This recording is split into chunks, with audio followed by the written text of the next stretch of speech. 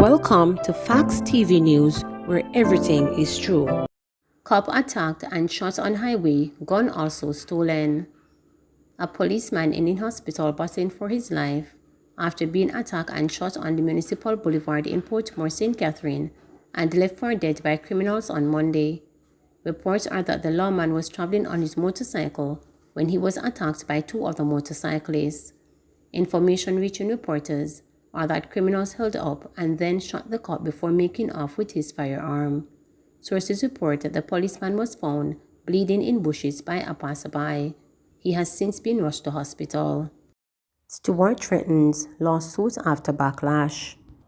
Adam Stewart, the executive chairman of Sandals Resorts International (SRI), cautioned the RJR Gleaner Communications Group on Monday against publishing stories he believes are mischievous, misleading, and clear part of a campaign designed to portray him as disruptive. In a letter to the communications group dated February 14, 2022, Stewart's attorney, Cara East, said a series of articles published by the Gleaner depicts him as opposed to all the measures put in place by the government to protect the health and well-being of Jamaicans. It goes without saying that this campaign has far-reaching implications for the world-renowned Sandals brand and Mr. Stewart in his personal capacity, the letter read. He said her client has played an integral role in the country's response to COVID-19 and was part of the team that developed protocols for the safe reopening of the tourism and hotel industry.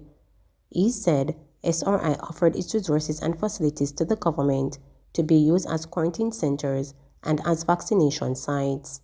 She said Stewart continues to actively participate in the global conversation on whether COVID-19 vaccines should be mandatory and how and when countries can safely return to normalcy and fully reopen their economies. 2 Sundays ago, Stewart was the subject of heavy backlash on social media platforms after questioning mask mandates for children.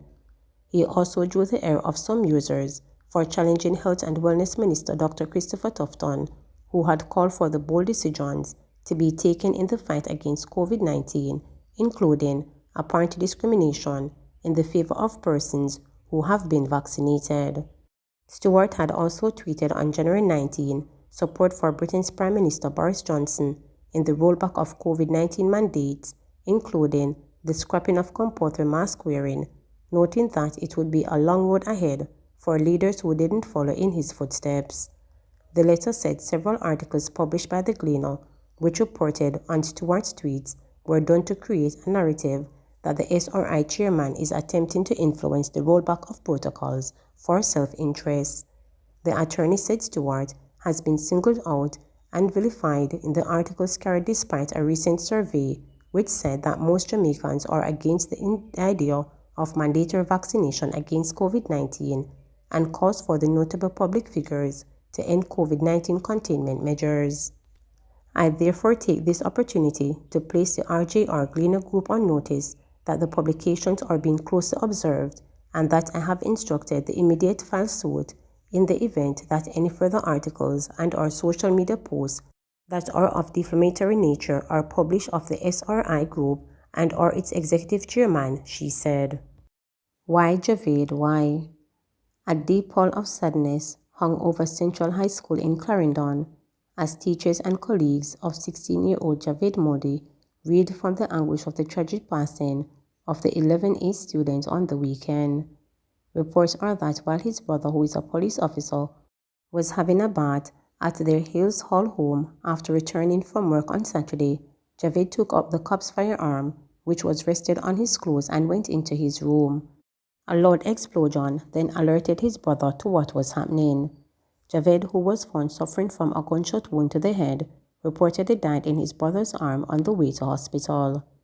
Amid the grief, one question echoed throughout his alma mater: why? Why? He had so much to live for. I never saw this one coming, were the anguished words from Javed's social studies teacher, Joanne Williams. Describing him as a role model student, Williams said he was very mature and respectful. Their last encounter was on Friday when Javed handed in a draft of his school-based assessment paper, a well-written paper on the pros and cons of online learning. He was smiling.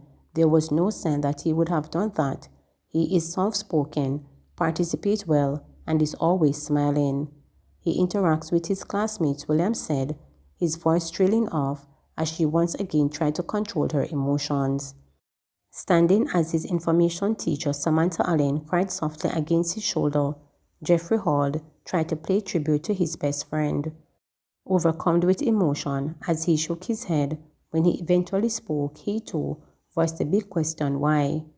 Pointing out that he could not see how he would overcome the tragedy, Jeffrey said there were no signs that his friend needed any assistance.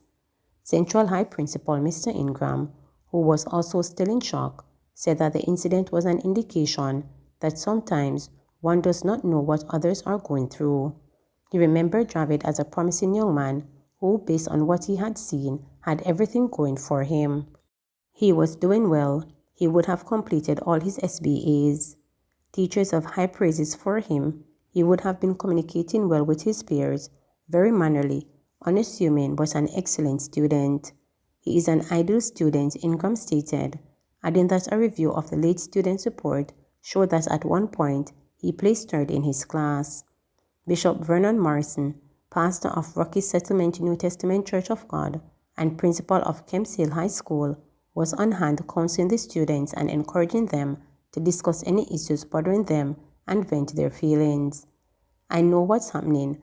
A tragedy like this leaves the home grieving in pain and in sorrow and needs help, so I come here to bring myself to motivate and encourage someone to overcome, said Morrison, who has also worked as a guidance counselor for more than a decade. Morrison said that with the pandemic presenting a challenge to mental health, it is important to be there for others, helping them through their situation. The times we're living in is placing pressure on everyone, and it's coming from right, left, and center. We don't plan for it, but it's happening. I never have seen anything like this. These are troubling times, and whatever help we can give, let us be that the answer to prayer, he said. Deputy Superintendent Cardozo, head of operation in the Clarendon Police Division, has cautioned against labeling the incident as straight-up suicide at this time. It could well be that this person was playing around with the firearm. You don't know, Cardozo stated. When reporters visited the family home, relatives were still reeling from shock. He said the elder brother, Cop, has been a father figure to his younger siblings. A daddy the younger one called him, so you must know that the man a work hard for them, luxury, them no know no struggle, the relatives said, adding that the situation was devastating for the elder brother. Upon the grown him laid down a hospital, I say him no know him a go do, he said the brother's reaction the night of the tragedy. Disabled folks are not nobodies, says frustrated mother. Marlene Myers, mother of a 38-year-old intellectual disabled woman, was elated on Tuesday as the Disabilities Act came into effect, offering hope for the full protection of the rights of many who have lived on the fringes of society. Marlene represents one of the thousands of Jamaican parents who are heartbroken at the neglect, stigma, and public scorn disabled children often face. For 3 decades, she had witnessed the treatment suffered by her eldest child, Nakisha Henry. Her daughter has a speech impediment. People with disability, other people look down on them as them are nobody, honestly, because discrimination no easy.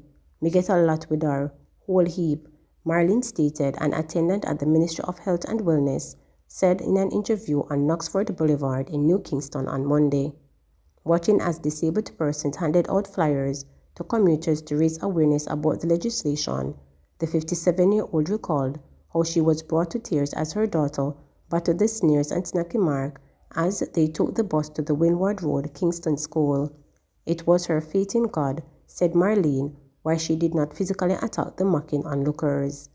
The new Disabilities Act seeks to ensure that people with disabilities are treated equally and that infrastructural and other modifications are made to facilitate their free movement.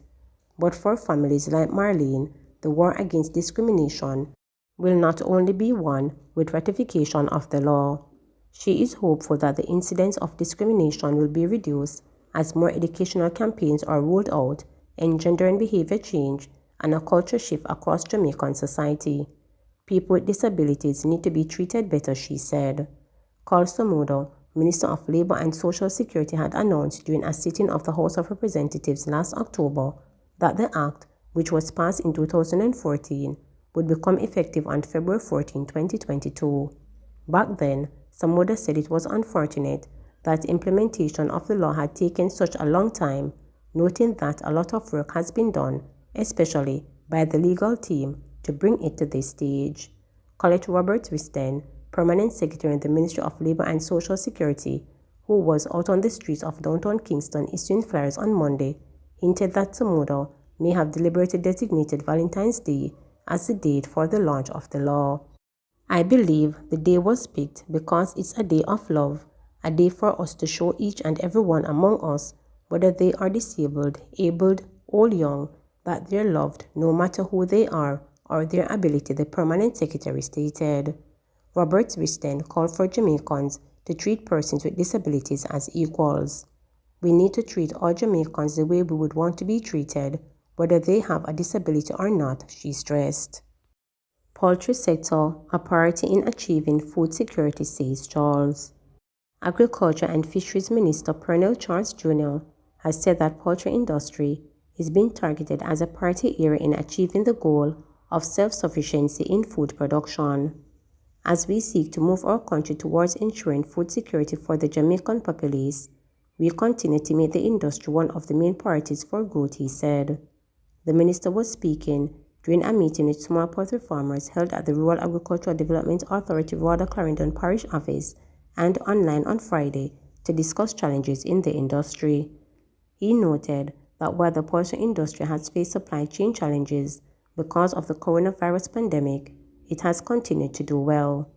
He said that production peaked in 2019 at 133.5 million kilograms, and while there was a decline to 122.8 million kilograms in 2020, production improved last year to 124.2 million kilograms.